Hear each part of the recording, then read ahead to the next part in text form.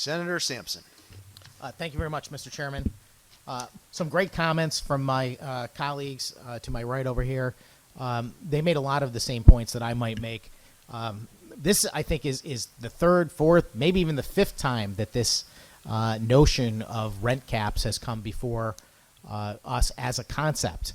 Mr. Can I ask why we have so many separate concepts? I know there was one that was 2.5%. There was a proposed bill that I think was turned into a concept, and then there was another one that was a 3% cap that affected all landlords. The 2.5% was on the mobile home land leases, 3% for everyone. What is this particular proposal that's before us, Mr. Chairman? Well, the chairman is going to try to cipher through what I think was a series of questions there. It is my understanding that this committee has currently raised one concept that looks at rent stabilization specifically at mobile parks and for mobile home owners. The concept on the agenda today looks at rent stabilization for residential real estate. So those are two very, very different things. One is for use and occupancy, and one is for the cost of land lease.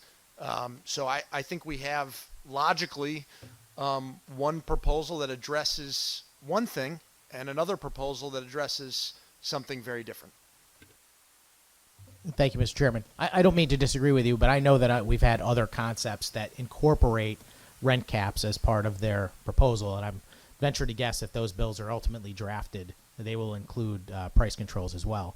This particular item, since you've acknowledged that this is the discussion of creating a rent cap for all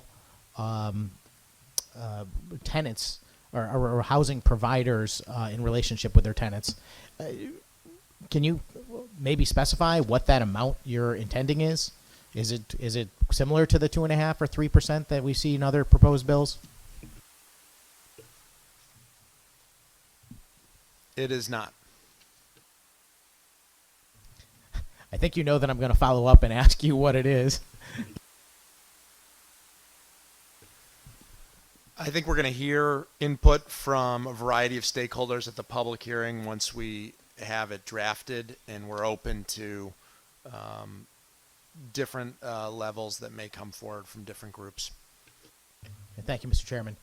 Yeah, that doesn't make me feel any better. The notion that we would institute a rent cap, number one, is problematic, as was pointed out by my colleagues. But the notion that we would wait for a public hearing and create an arbitrary rent cap based on, the public testimony rather than reviewing, history. My colleagues mentioned a number of places where rent caps were attempted across the country through history, and all of them have become failures, and without any, economic consideration. Economists across the spectrum, from left to right, will tell you that rent caps ultimately result in one thing, which is less housing availability. I won't repeat my remarks from earlier, other than to say this is not going to fix the problem of our housing shortage. I just want to say a couple additional things. I was reading a story recently about New York City, and it may in fact be true that because they have price controls on rents in New York City, that many of those landlords did navigate their way around them, as Representative Paletta used the word navigate. Yeah, but they navigated their way out of New York is what they did, because that's what will happen in Connecticut too. It's been mentioned a couple times. I'm a small landlord. I own 3 small single-family homes that I rent out, I'm fair with my tenants, and my tenants and I have a great relationship, and I don't have this problem of having to increase their rent exponentially, thankfully. Though the taxes and other charges that I'm faced with as a property owner are increasing exponentially. I mean, if you try and get someone to make a repair or put a roof on a house, it costs a lot more than it did just a few years ago. And that is what needs to be factored into the conversation. But what's really happening in New York City, more than anything else, is that those apartments are vacant. The rent control apartments are vacant in New York City. And that's because the landlords, the property owners, realize that if they attempt to renovate one of those apartments to make it eligible for rent, it will exceed any return on their investment that they could ever achieve. So they just leave them vacant as a tax write-off.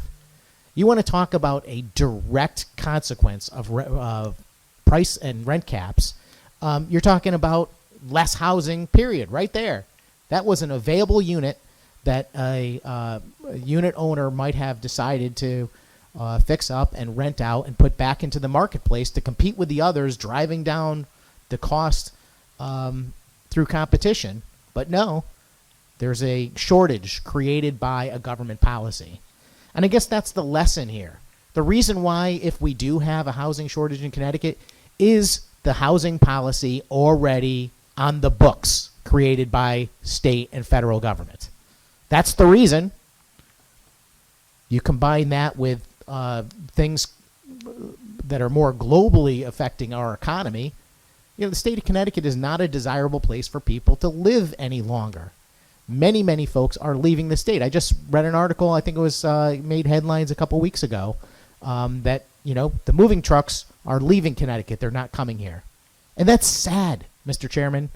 It is extremely sad for me. This is my home. I love this state.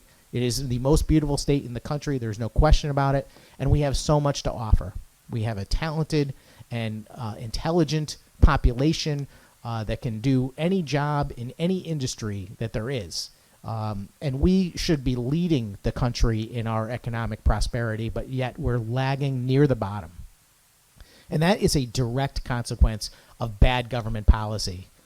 It's too much taxes, too much regulation, and it is impeding the ability for the private marketplace to succeed and create jobs and housing. So if we are really serious about creating more housing opportunities, that's job one. Fix the darn economy in the state and make it so it's affordable and attractive to live here. You can't do that if electricity rates are the highest in the country. You can't. And those electricity rates, direct consequence of government policy. You can't do that if our taxes are some of the highest in the nation.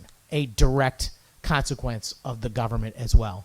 So all of these things are factors impeding the ability of not only people living here and working here, but also the construction of new housing, and also the notion that housing providers that currently exist will want to stay.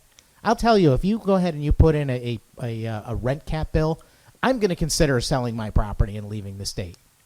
And I'm just some small landlord. It's ridiculous. I don't want to belabor these points since we've had this conversation several times, but I will add that it wasn't me who put this item on the agenda again.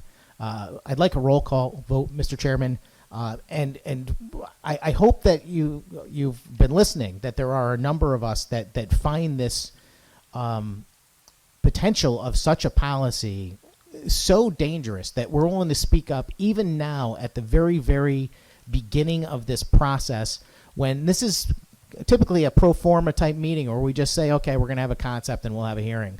I don't think we should hear this, Mr. Chairman. It is bad policy. Thank you.